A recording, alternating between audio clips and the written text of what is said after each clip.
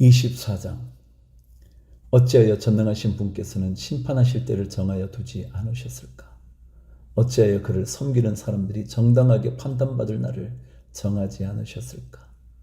경계선까지 옮기고 남의 가축을 빼앗아 제 우리에 집어넣는 사람도 있고, 고아의 나귀를 강제로 끌어가는 사람이 있는가 하면 과부가 빚을 갚을 때까지 과부의 소를 끌어가는 사람도 있구나. 가난한 사람들이 권리를 빼앗기는가 하면 흙에 묻혀 사는 가련한 사람들이 학대를 견디다 못해 도망가서 숨기도 한다. 가난한 사람들은 들나귀처럼 메마른 곳으로 가서 일거리를 찾고 먹거리를 얻으려고 하지만 어린 아이들에게 먹을 것을 찾을 곳은 빈들 뿐이다. 가을 거지가 끝난 남의 밭에서 이삭이나 줍고 악한 자의 포도밭에서 남은 것이나 긁어 모은다. 잠자리에서도 덮을 것이 없으며 추위를 막아줄 이불 조각 하나도 없다.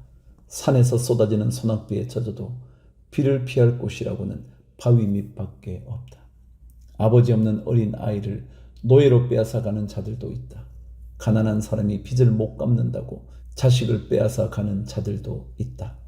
가난한 사람들은 입지도 못한 채로 헐벗고 다녀야 한다.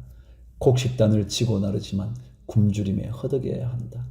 올리브로 기름을 짜고 포도로 포도주를 담가도 그들은 여전히 목말라 한다. 성읍 안에서 상처받은 사람들과 죽어가는 사람들이 소리를 질러도 하나님은 그들의 간구를 못 들은 채 하신다. 빛을 싫어하는 사람들이 있다. 그들은 빛이 밝혀주는 것을 알지 못하며 빛이 밝혀주는 길로 가지 않는다. 살인하는 자는 새벽에 일어나서 가난한 사람과 궁핍한 사람을 죽이고 밤에는 도둑질을 한다. 가늠하는 자가 저물기를 바라며 사람들이 눈치채지 못할 것이라고 생각하며 얼굴을 가린다. 도둑들은 대낮에 털집을 보아두었다가 어두워지면 벽을 뚫고 들어간다. 이런 자들은 하나같이 밝은 한낮에는 익숙하지 못하다. 그들은 한낮을 무서워하고 오히려 어둠 속에서 평안을 누린다. 악한 사람은 홍수에 떠내려간다. 그의 밭에는 하나님의 저주가 내리니 다시는 포도원에 갈 일이 없을 것이다. 날이 가물고 무더워지면 눈 녹은 물이 증발하는 것 같이 죄인들도 그렇게 스올로 사라질 것이다. 그러면 그를 낳은 어머니도 그를 잊고 구더기가 그를 달게 먹는다. 아무도 그를 다시 기억하지 않는다. 악은 결국 잘린 나무처럼 멸망하고 마는 것이다. 과부를 등쳐먹고 자식 없는 여인을 학대하니 어찌 이런 일이 안 일어나겠느냐. 하나님이 그분의 능력으로 강한 사람들을 휘어잡으시니 그가 한번 일어나시면 악인들은 생명을 건질 길이 없다. 하나님이 악한 자들에게 안정을 주셔서 그들을 평안하게 하여 주시는 듯 하지만 하나님은 그들의 행동을 낱낱이 살피신다. 악인들은 잠시 번영하다가 곧 사라지고 풀처럼 마르고 시들며 곡식 이삭처럼 잘리는 법이다. 내가 한 말을 부인할 사람이 누구냐? 내가 한 말이 모두 진실이 아니라고 공격할 자가 누구냐? 25장. 수아 사람 빌닷이 대답하였다. 하나님께는 주권과 위엄이 있으시다. 그분은 하늘나라에서 평화를 이루셨다. 그분이 거느리시는 군대를 헤아릴 자가 누구냐? 하나님의 빛이 가서 닿지 않는 곳이 어디에 있느냐? 그러니 어찌 사람이 하나님 앞에서 의롭다고 하겠으며 여자에게서 태어난 사람이 어찌 깨끗하다고 하겠는가? 비록 달이라도 하나님에게는 밝은 것이 아니며 별들마저 하나님이 보시기에는 청명하지 못하거늘 하물며 구더기 같은 사람, 벌레 같은 인간이야 말할 나위가 있겠는가? 26장.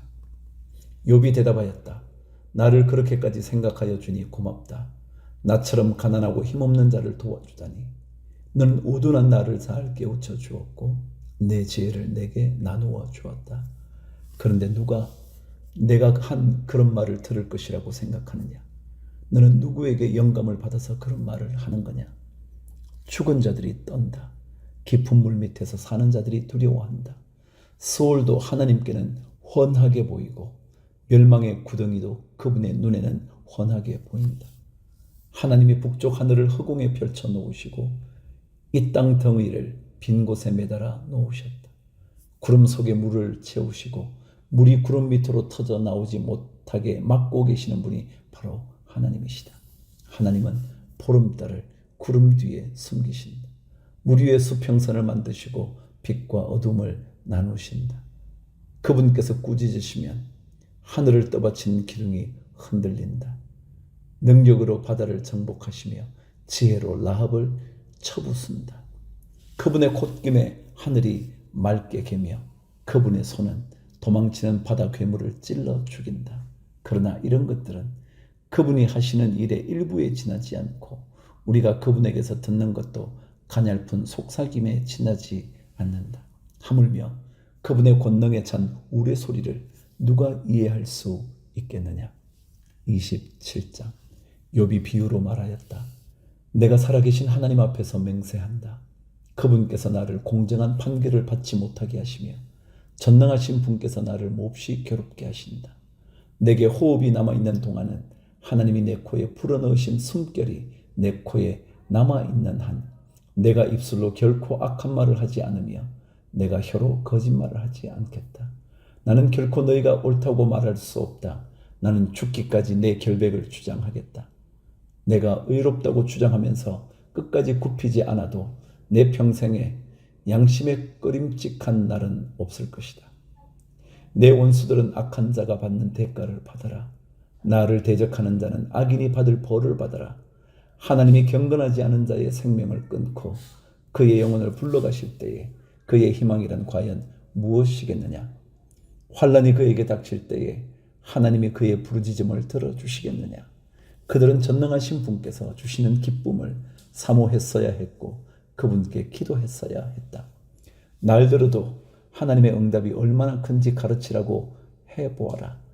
전능하신 분께서 계획하신 바를 설명하라고 해보아라. 그러나 그만두겠다.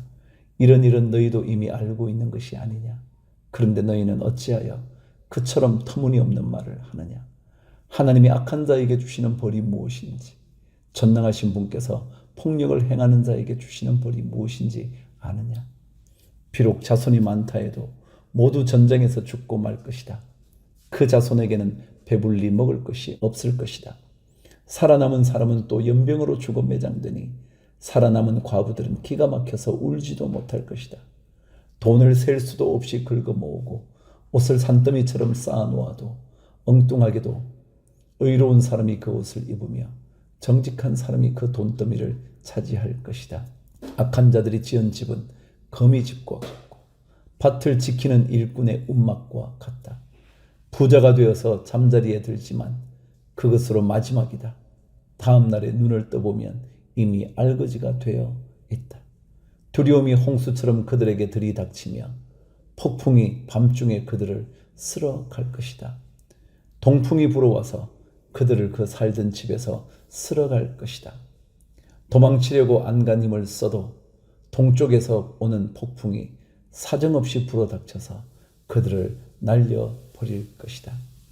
도망가는 동안에 폭풍이 불어닥쳐서 무서운 파괴력으로 그들을 공포에 떨게 할 것이다. 욥기 28장 은을 캐는 광산이 있고 금을 정련하는 재련소도 있다.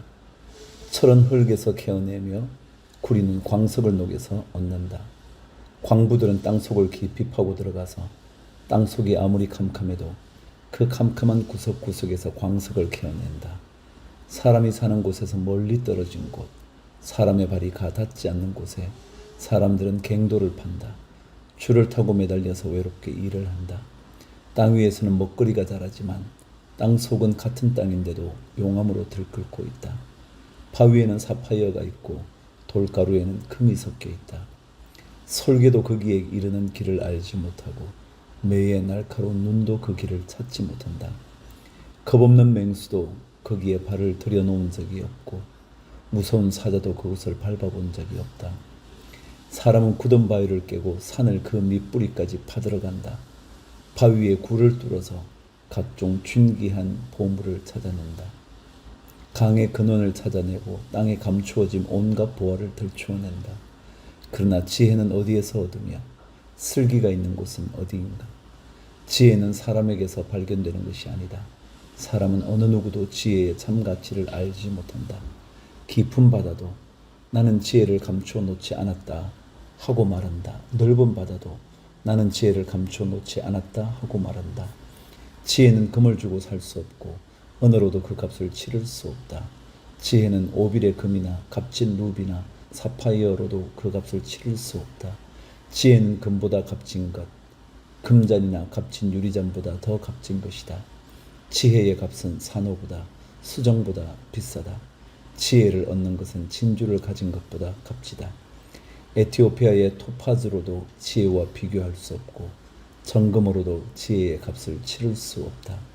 그렇다면 지혜는 어디에서 오며 슬기가 있는 곳은 어디인가?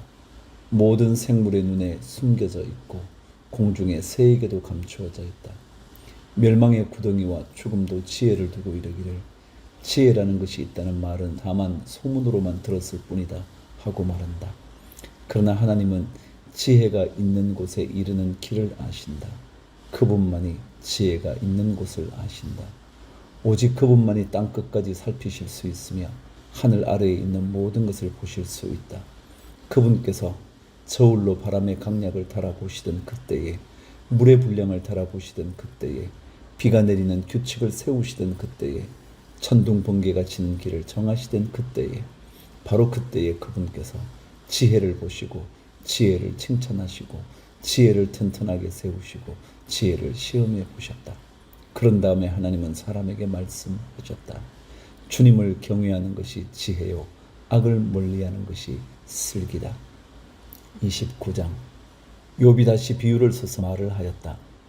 지나간 세월로 되돌아갈 수만 있으면, 하나님이 보호해 주시던 그 지나간 날로 되돌아갈 수 있으면 좋으련만, 그때에는 하나님이 그 등불로 내 머리 위를 비추어 주셨고 빛으로 인도해 주시는 대로 내가 어둠 속을 활보하지 않았던가.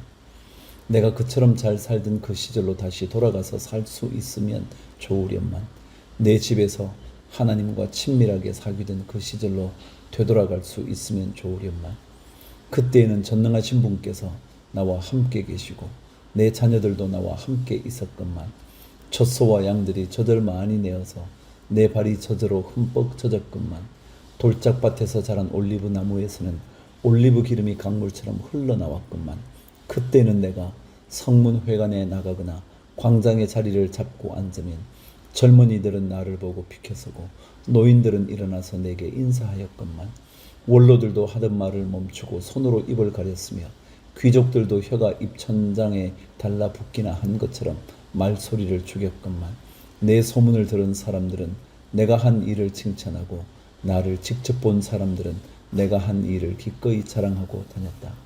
내게 도움을 청한 가난한 사람들을 내가 어떻게 구해 주었는지, 의지할 데가 없는 고아를 내가 어떻게 잘 보살펴 주었는지를 자랑하고 다녔다. 비참하게 죽어가는 사람들도 내가 베푼 자선을 기억하고 나를 축복해 주었다. 과부들의 마음도 즐겁게 해주었다. 나는 늘 정의를 실천하고 매사를 공평하게 처리하였다. 나는 앞을 못 보는 이에게는 눈이 되어주고 발을 저는 이에게는 발이 되어 주었다. 궁핍한 사람들에게는 아버지가 되어주고 알지도 못하는 사람들의 하소연도 살펴보고서 처리해 주었다. 악을 행하는 자들의 턱뼈를 으스러뜨리고 그들에게 희생당하는 사람들을 빼내어 주었다. 그래서 나는 죽을 때까지 이렇게 건장하게 살 것이다. 소털처럼 많은 나날 불사조처럼 오래 살 것이다. 나는 뿌리가 물가로 뻗은 나무와 같고 이슬을 머금은 나무와 같다. 사람마다 늘 나를 칭찬하고 내 정력은 쇠하지 않을 것이다 하고 생각하였건만, 사람들은 기대를 가지고 내 말을 듣고 내 의견을 들으려고 잠잠히 기다렸다. 내가 말을 마치면 다시 뒷말이 없고 내 말은 그들 위에 이슬처럼 젖어들었다. 사람들은 내 말을 기다리기를 단비를 기다리듯 하고 농부가 봄비를 기뻐하듯이 내 말을 받아들였다. 내가 미소를 지으면 그들은 새로운 확신을 얻고 내가 웃는 얼굴을 하면 그들은 새로운 용기를 얻었다. 나는 마치 군대를 거느린 왕처럼, 슬퍼하는 사람을 위로해주는 사람처럼 사람들을 돌보고 그들이 갈 길을 정해주곤 하였건만,